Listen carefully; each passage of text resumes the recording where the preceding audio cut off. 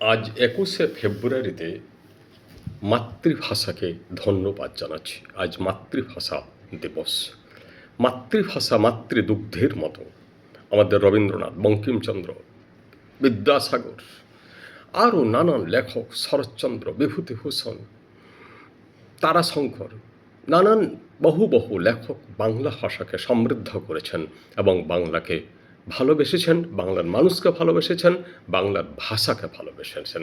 মধুসূদন তো প্রথমে ইংরাজি করতে গিয়ে পরবর্তীকালে তিনি স্বীকার করে নিলেন যে সত্যি ওনার ভুল হয়েছিল এবং শেষ পর্যন্ত তিনি মেঘনাদবধ কাব্য রচনা করলেন।